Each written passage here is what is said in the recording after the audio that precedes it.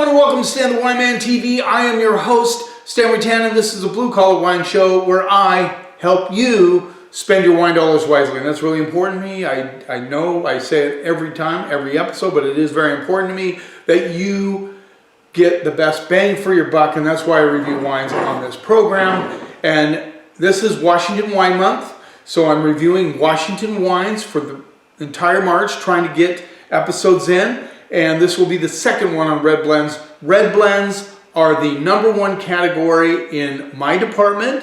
I'm sure they're that way in many other stores. People love red blends, and there's good reason for that. They're user-friendly, they're delicious. Most of the time they're not super expensive, although one here is more expensive. And it's just something people like. And you know what? Guess what? In Europe, they've been doing it a long time, especially in the Rhone Valley and Bordeaux. Those are all about blends. But in the US, you don't have the same rules as they do. They can do whatever they want. They can blend whatever they want.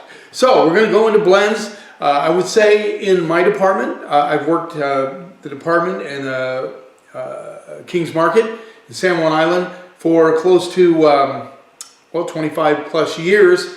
I've been in that department doing other things, of course. But yes, that's my main job, is the wine specialist there. And I've observed that red blends are huge. Pinot Noir, Chardonnay, and Cab, top 4 categories in the department, for sure. Then they kind of go off from there. So we're going to get started once again with Morgan Lee from City Limits Wine, the Citizen Red. If you remember in the last episode, the one I tasted was very, very old world in style. And I always try to understand what the winemaker is striving for, and if the wine really expresses what that winemaker is striving for. It's very important that I don't go exactly on my taste, because that wouldn't be fair now, would it? No, we go on how well the wine is made. So this is a 2022, the Citizen Red Blend, 50% Zin, 45% Cab, 5% Syrah. Columbia Valley, Washington is the appellation. This rolls in at $18. So a lot of these wines, when I'm doing these programs, some of these I've never tried. So it's actually good for me. Maybe I'll find a wine to put into the department. You never know. I do not have the Citizen in my department right now. So color, quite dark actually.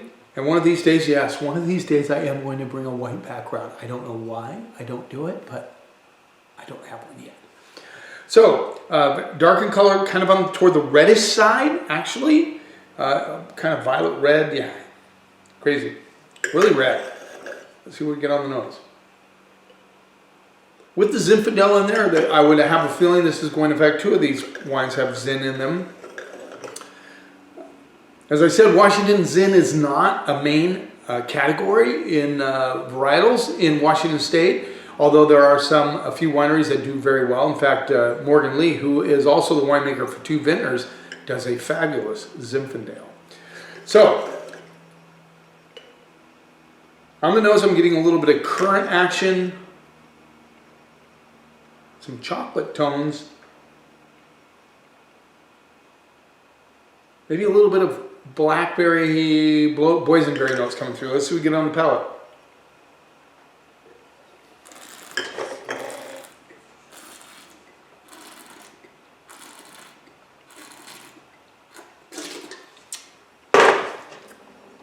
The Zin really comes through on this. You get a peppery notes on the palate, which are really cool.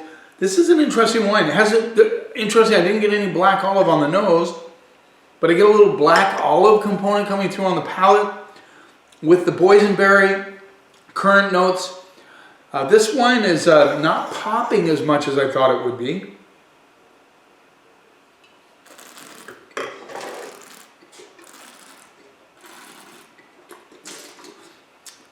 Yeah, so you get this combination like currant, chocolate, black olive, a little bit of boysenberry coming through, the pepper notes on there. A little restrained.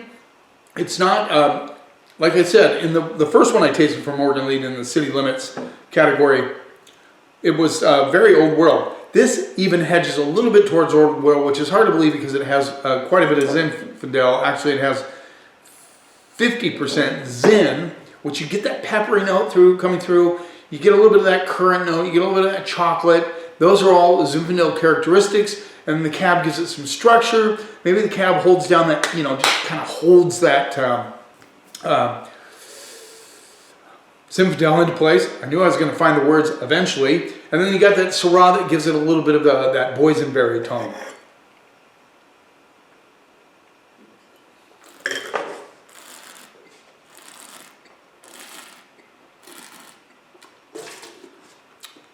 Well-made wine. I like it. I'm going to go straight up B- on that. It's good wine. Let's move on. Thurston Wolf, great producer in Washington State. This is a 2021 JTW's blend. Dr. Wolf, he really loves Zinfandel. We had him at a Zoom tasting one time, and yeah, he really likes Zin. And he does another one that does really good Zinfandel. This is 55% Zin, a little bit more Zin than the other one, 45 cab, so it's a Zin cab blend. This rolls in at $15. And that's one of the things I like about Thurston Wolf, is that his wines are very reasonable. This is Horse Heaven Hills, which is a huge appellation in Washington State. Horse Heaven Hills. A lot of people love that appellation. It has several different levels of microclimates in the Horse Heaven Hills. There's some cooler spots, so some people go there to grow varietals that need a little bit of cooler climate. So it's very interesting appellation, very huge. This has almost quite a bit lighter than the other one. I get a little bit of a kind of a brownish, reddish tone on this one. Yeah. Now it's not old, it's a 2021. It's just a color I'm getting on this. Let's see what we get on the nose. This has like a rubber boot thing going on. I mean, big time rubber boot. Get currant notes coming through. That rubber kind of petrol thing is really interesting. I didn't realize it had that on that. I do carry this wine in the department. It's very popular. All Thurston Wolf wines are very, very popular. I'm getting some chocolate tones on this one as well. Currant, a little bit of ripe black cherry. And some interesting kind of red flower notes coming through. Let's see what we get on the palate.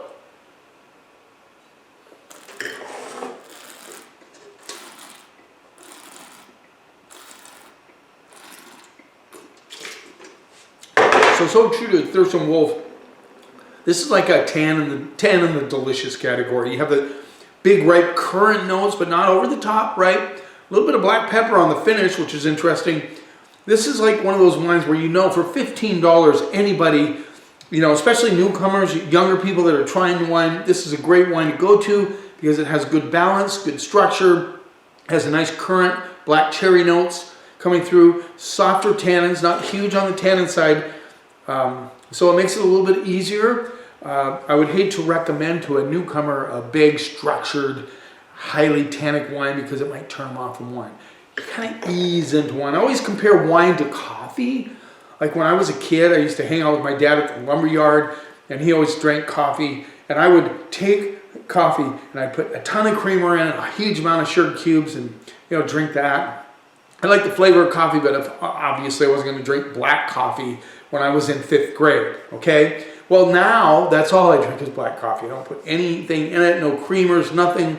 And you see, that's the way it is with wine. If you start out kind of ease your way into it, then you get to the more structured, bigger wines. Maybe you'll never go there, but that's okay. But this is one of those wines where you can get somebody to say, wow, this is really good wine. And it is. It's very well made. Thurston Wolf does a nice job.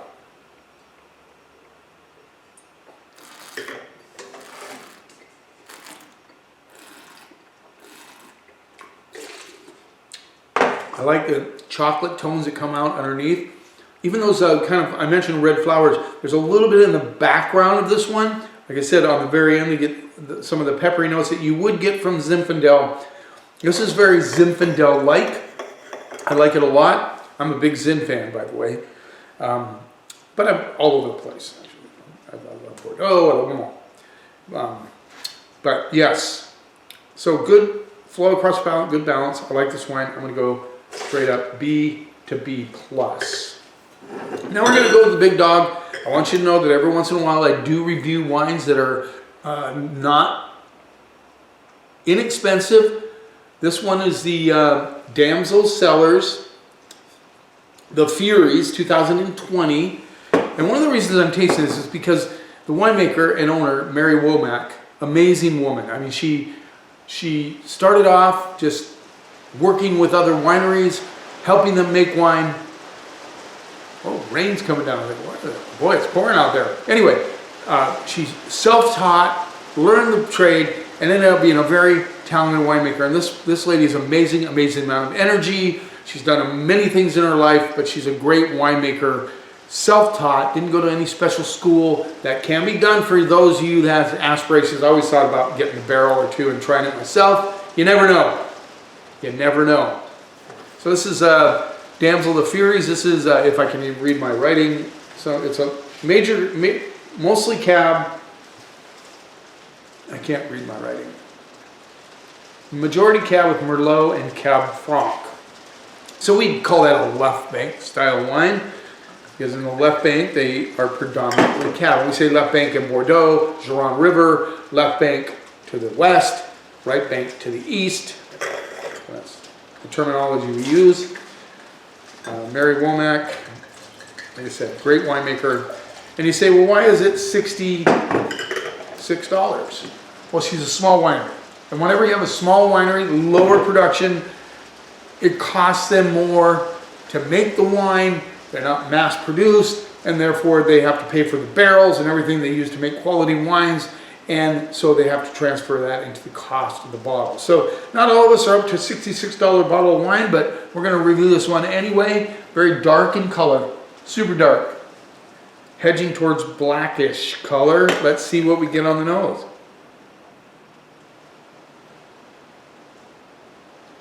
So I'm getting some licorice, cherry notes.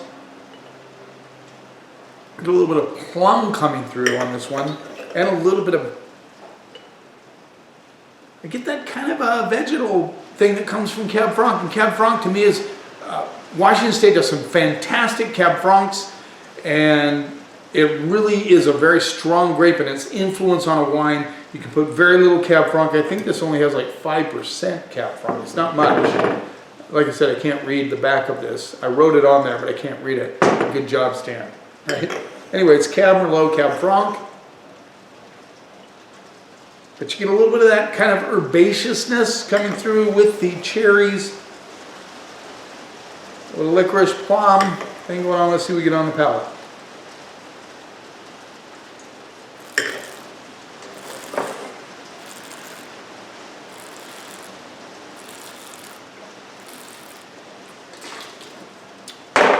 Great balance on this wine. Good structure. It has the cherry notes. The plum notes come through. I'm getting some red flowers on the palate too, just kind of lying underneath. Good structure. Get a little bit of grit from the tannins on the backside. But this one needs food, obviously. I think Mary is definitely looking into food and wine pairing. She's into that sort of thing, which is cool. And I get a little bit of chocolate on the backside of this one, and the finish is lingering. Where'd I go with that one? I think the rain threw me off there, pouring down.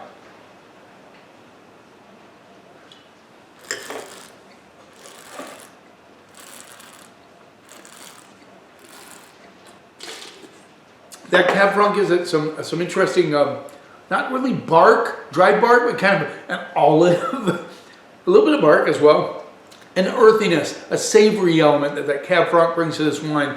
This is a huge wine. This line will lay down easily. What I say, this is 2020. Easily lay this down for another 10, 15 years. It'll evolve and get better and better. If you want to invest in a little bit of special wine from Damsel Cellars, the Furies would be a good one to go to. Good structure, good balance.